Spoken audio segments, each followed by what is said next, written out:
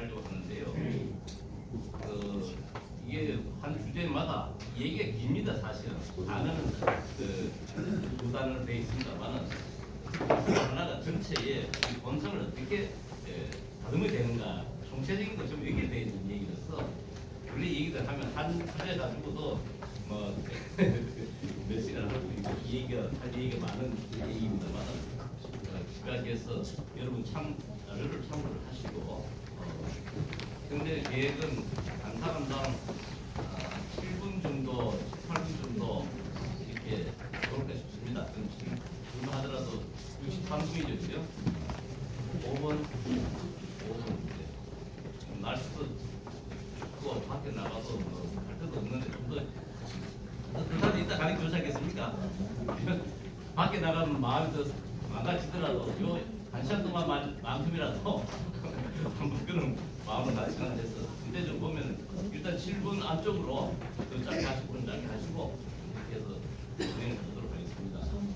중간에 가다가 제가 하시면 그건 그냥 실수가 있습니다. 처음부터 시작을 하도록 하겠습니다.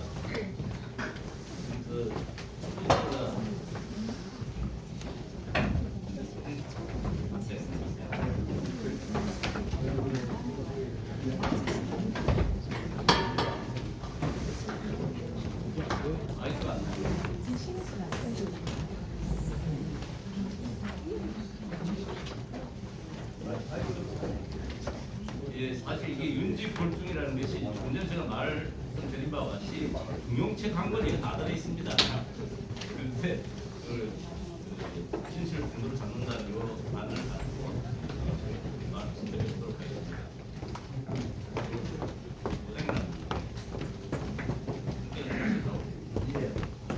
윤직골중에 대해서 발표를 합니다.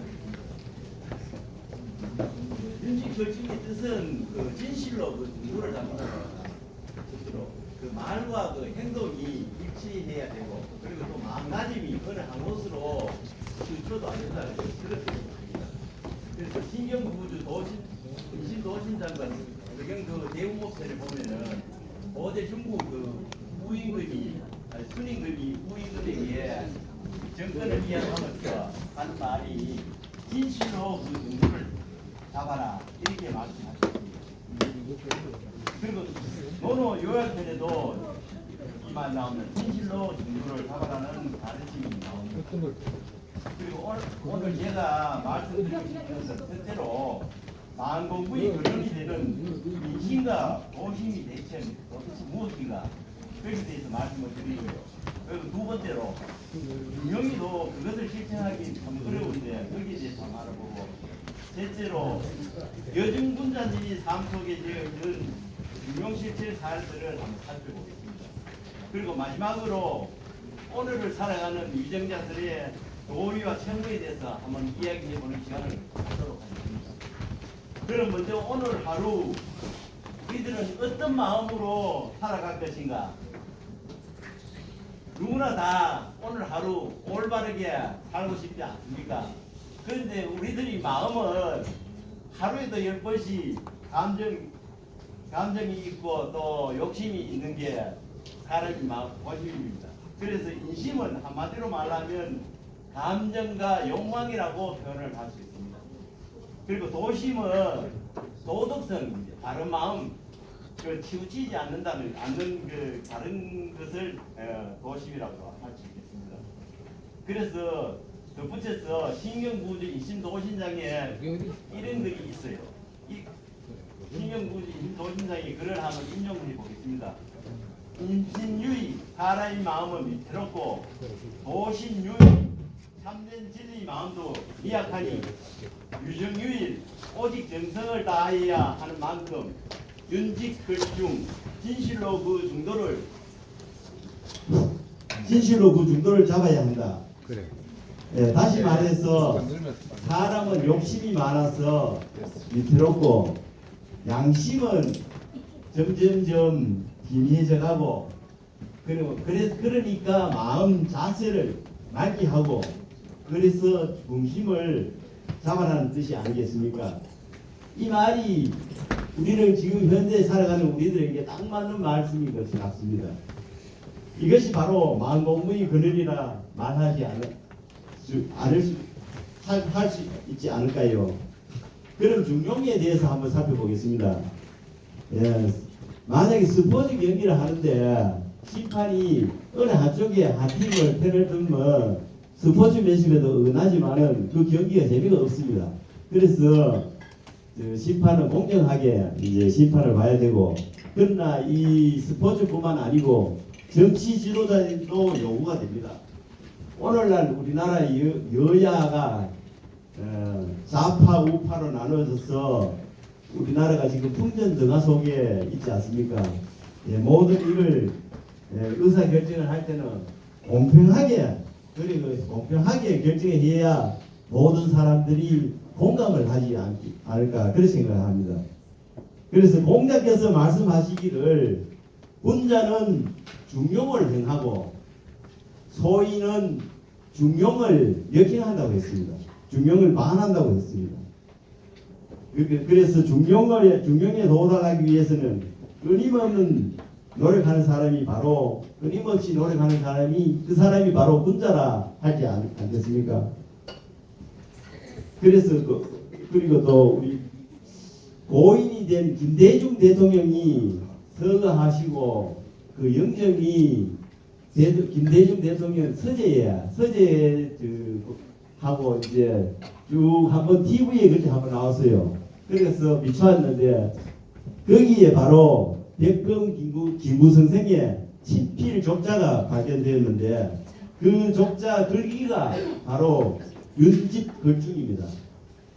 김대중 대통령은 이 윤집 걸중이라는 글자를 자기 이 방에 그 채권지 서재에 제일 가까이 두고 대통령직을 수행하면서 늘 마음을 중심을 잡고 좌로나 우로 치우치지 않고 그렇게 노력을 막 했습니다. 그래서 요임금이 순임금한테 숙제를 남겼듯이 고 김대중 대통령도 우리들에게 그 뜻을 전한다고 생각이 됩니다. 예, 사람이 치우치지 않고 합리적으로 처사하기는 참 어렵습니다. 공자 자신도 중령을 지키기란 불가능하다고 고백한 바가 있습니다. 그러나 요즘 군자님이 일상생활 속에 중용의 삶을 산 모습을 많이 볼 수 있습니다. 정부인 안동장시 행실기에 보면은 먼저 이웃에 살던 일가 친척이나 다른 집안이나 신분이 낮은 사람까지도 서로 다르게 대접하거나 업신여긴 일이 없었다고 합니다. 그리고 또 전처 소생의 자식을 자신이 낳은 자식과 똑같이 다루고 또 가르치고 꾸짖었다고 합니다. 그리고 장가 시집 보낼 때도 전처 자식을 더 나게 해서 보냈다고 합니다. 그리고 양반 사대부들이 나라의 토지를 개인 소유할 때 시절에 여중군자님은 남편 이시명 선생님에게 재물을 탐하지 말고 떳떳하게 살아가자고 하였으며, 그리고 충묘당에서 나오는 재물에도 의지하지 말자 이렇게 말씀하셨다고 합니다. 이처럼 중용의 도를 실천한 여중군자님의 군자상은 오늘을 살아가는 우리들에게 본받아야 되고 우리들에게 시사한 바가 크다고 하겠습니다. 끝으로 오늘을 살아가는 위정자들의 도리와 책무에 대해서 한번 살펴보겠습니다. 작금의 그 중동 전쟁이나 러시아 우크라이나 전쟁이 발발하고 있고 대만하고 우리나라가 지금 초긴장 상태에 있으면서 살아가는데 국제사회 지도자들은 중국 요선시대의 교훈을 받들었으면 좋겠습니다. 특히 우리나라는 망국지병인 혈흔, 지연, 하경과 같은 영구주의를 가강히 끊어버리고 모두를 끌어안는 국민 대통합의 시대를 활짝 열었으면 좋겠습니다. 들판에 갈대가 바람이 불면 이리저리 막 흔들립니다. 그리고 그 흔들리면서도 꺾이지 않고 쓰러지지 않는 것은 갈대가 그 본연의 중심을 꽉 잡고 있기 때문입니다. 우리들도 갈대와 같이 세찬 풍파가 닥쳐도 흔들림 없이 중심을 꽉 잡고 살아가는 여러분이 되시기를 바랍니다. 예, 감사합니다. 예, 감사합니다. 갈대가 흔들리지만 끝까지 흔들리지 않는다. 아주 멋진 말 같습니다. 예, 세상으로 이런 데 있어서 고맙습니다. 자, 다음에